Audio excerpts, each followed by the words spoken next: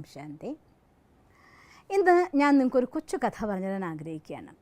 പലപ്പോഴും പലരും പറയാറുണ്ട്, എൻ്റെ പ്രാർത്ഥന ഭഗവാൻ കേൾക്കുന്നില്ല. ചിലർ പറയും ഈശ്വരൻ എന്നുള്ള സാധനമേ ഇല്ല, പിന്നെ വേണ്ടേ പ്രാർത്ഥന കേൾക്കാൻ, നമ്മൾ ചെയ്യുന്ന കർമ്മം അത്രയേ ഉള്ളൂ, അതിനപ്പുറത്തൊന്നുമില്ല. ഇങ്ങനെയൊക്കെ പലവിധ ചിന്താധാരക്കാർ ലോകത്തുണ്ട്.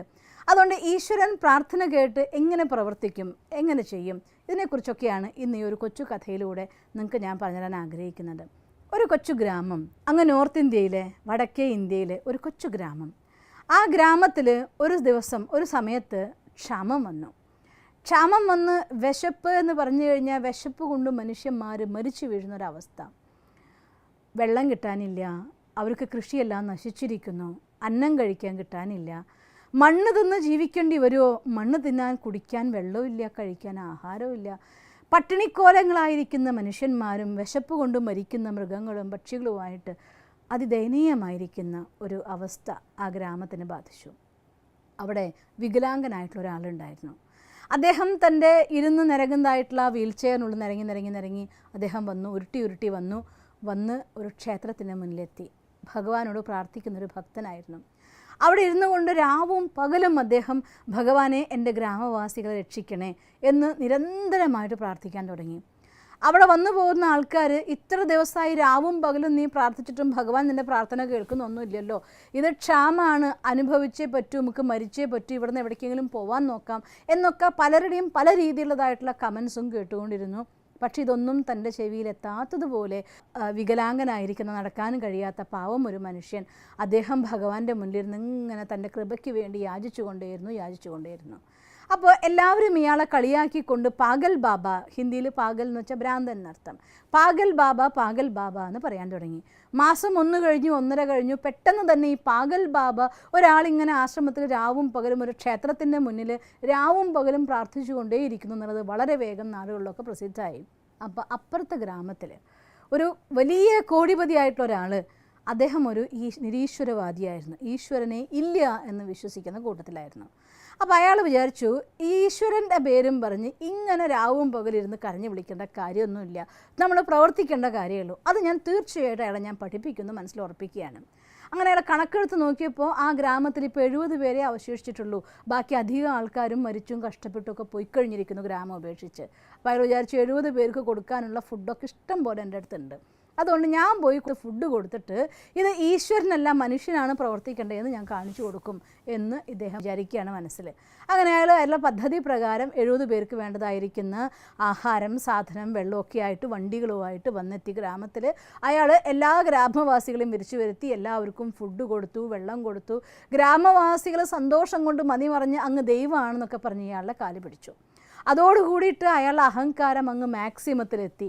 അയാൾ ഈ പാഗൽ ബാബ പ്രാർത്ഥിച്ചു കൊണ്ടിരിക്കുന്ന ക്ഷേത്രത്തിൽ വന്നു. എന്നിട്ട് പറയുകയാണ്, ഈ ഗ്രാമവാസികൾക്ക് എല്ലാവർക്കും ആഹാരവും വസ്ത്രവും വെള്ളവും ഒക്കെ ധാരാളം കൊടുത്തു കഴിഞ്ഞിരിക്കുന്നു. അപ്പോൾ അയാൾ ഉടനെ കണ്ണ് നിറഞ്ഞൊഴുകുന്ന കണ്ണിലൂടെ പറയുകയാണ്, ഭഗവാനെ, അങ്ങ് ഇത്ര കരുണാനിധിയാണല്ലോ, ഇത്ര ഒന്നിനും കഴിവില്ലാത്ത എൻ്റെ പ്രാർത്ഥന നീ കേട്ടല്ലോ, നീ എല്ലാവർക്കും വെള്ളം കൊടുത്തെന്നോ അന്നം കൊടുത്തെന്നോ, എൻ്റെ ഗ്രാമവാസികൾ ഇനി പട്ടിണി കിടന്ന് മരിക്കില്ലാന്നോ, മതി, എനിക്കിനി ഒന്നും വേണ്ട എന്നൊക്കെ പറഞ്ഞുകൊണ്ട് സന്തോഷം കൊണ്ട് ഇങ്ങനെ പൊട്ടി കരയുകയാണ് അയാൾ ആ ക്ഷേത്രത്തിന് മുന്നിൽ ഇരുന്നിട്ട്. അപ്പോൾ ഇയാൾ വന്ന് പറയുകയാണ്, ഇത് തന്നയച്ചതേ എനിക്ക് ഭഗവാനല്ല തന്നയച്ചത്, ഒരു അസുരൻ, ഒരു രാക്ഷസൻ തന്നയച്ചതാണ് ഇത് എൻ്റെ കയ്യിലെന്ന് പറയുകയാണ്. അപ്പോൾ ഈ പാഗൽ ബാബ എന്നെല്ലാവരും വിളിക്കുന്ന അയാൾ പറയുകയാണ്, നോക്കൂ, കർമ്മം ചെയ്തത് അത് ഈശ്വരൻ അല്ല, അസുരൻ തന്നയച്ചതാണ് നിങ്ങൾ പറഞ്ഞാൽ പോലും ആ സമയത്ത് അയാളോട് അസുരനായിരിക്കില്ല, ഈശ്വരൻ പ്രവർത്തിച്ചതായിരിക്കണം. അസുരൻ ഒരിക്കലും സത്കർമ്മം ചെയ്യാറില്ല. ഈശ്വരൻ സത്കർമ്മം നടക്കുന്നുണ്ടോ അവിടെയൊക്കെ ഈശ്വരൻ്റെ സാന്നിധ്യമുണ്ട്. അതുകൊണ്ട് ആ സത്കർമ്മം തന്നെയാണ് ഈശ്വരൻ എന്നാണ് ഞാൻ വിചാരിക്കുന്നത്. അതുകൊണ്ട് ഈശ്വരൻ നിങ്ങളെ നിമിത്താക്കി ഉപയോഗിച്ചു, അത്രയേ ഉണ്ടാവുള്ളൂ എന്ന്. അത് ഈശ്വരൻ തന്ന ആൾ രാക്ഷസനാണെങ്കിലും അയാളെ ഞാൻ ഈശ്വരൻ എന്ന് ഞാൻ പറഞ്ഞിരിക്കുന്നു, അതിലപ്പുറത്ത് എനിക്കൊന്നുമില്ല. ഈശ്വരൻ്റെ ഒരു ഇൻസ്ട്രുമെൻ്റ് അവിടെ പ്രവർത്തിച്ചു. അത് നിങ്ങളാവാം, രാക്ഷസനാവാം, അസുരനാവാം, ആരായാലും ആ ഈശ്വരൻ്റെ കൃപയെ ഞാൻ തിരിച്ചറിഞ്ഞിരിക്കുന്നു എന്ന്. ഇയാൾക്ക് അവിടെ ഉത്തരം പറയാനില്ലാതായി പോവുകയാണ്. അതുകൊണ്ട് സത്കർമ്മം അനുഷ്ഠിക്കാൻ വേണ്ടി, അഥവാ നിങ്ങൾക്ക് ഒരു സഹായം ഭഗവാന്റെ കിട്ടാൻ ഉണ്ടെങ്കിൽ നിങ്ങൾക്ക് ഈശ്വരൻ്റെ സഹായം തരാൻ വേണ്ടി ഈശ്വരന് തന്നെ ഇൻസ്ട്രുമെൻ്റ് ആയിക്കൊണ്ട് എന്തിനും ഉപയോഗിക്കാൻ. നോക്കൂ, ഈ ഭൂമിയിലിരിക്കുന്ന നമ്മൾ മനുഷ്യന്മാർ നമ്മുടെ ബാംഗ്ലൂരിലെ സ്പേസ് സെൻറ്ററിൽ ഇരുന്നിട്ട് ചന്ദ്രനിൽ പോയിരിക്കുന്ന ചന്ദ്രയാൻ്റെ അടുത്ത് ഓർഡർ കൊടുത്ത് പ്രവർത്തിപ്പിക്കാൻ സാധിക്കുമെങ്കിൽ സർവശക്തനായിരിക്കുന്ന ഭഗവാന് മനുഷ്യനെ വേണമെങ്കിൽ മനുഷ്യനെ, കാറ്റിനെ, എന്തിനേയും തന്നെ ഇൻസ്ട്രുമെൻ്റായിട്ട് ഉപയോഗിക്കാം. അതിലൂടെ നമുക്ക് വേണ്ടതായിരിക്കുന്ന സഹായം തരുകയും ചെയ്യും. അതുകൊണ്ട് പറയാറുണ്ട്, ഭഗവാൻ കാ ഘർ ദേർ ഹേ ലേക്കിൻ അന്ധേർ നഹി. ഒരു പക്ഷേ വൈകിയേക്കാം, പക്ഷെ ഒരിക്കലും അവിടെ അനീതി നടപ്പാക്കപ്പെടില്ല. അതുകൊണ്ട് നിങ്ങളുടെ പ്രാർത്ഥന തീർച്ചയായിട്ടും ഭഗവാൻ കേൾക്കും, നമുക്കതിൻ്റെ ഫലം കിട്ടുകയും ചെയ്യും.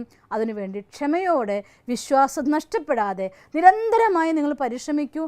പരിശ്രമവും പ്രാർത്ഥനയും ഒത്തുചേരുമ്പോൾ തീർച്ചയായിട്ടും വിജയം അതിൻ്റെ സമ്മാനമാണ്. അങ്ങനെ നിങ്ങൾക്ക് ആ വിജയം നേടാൻ സാധിക്കട്ടെ എന്ന് ഞാൻ ഈശ്വരനോട് പ്രാർത്ഥിക്കുന്നു. ഓം ശാന്തി. ദിവസം തോറും ജീവിത വിജയങ്ങൾക്ക് വെളിച്ചം വീശുന്ന പുത്തൻ വീഡിയോകൾക്കായി ഞങ്ങളുടെ യൂട്യൂബ് ചാനൽ സബ്സ്ക്രൈബ് ചെയ്യൂ.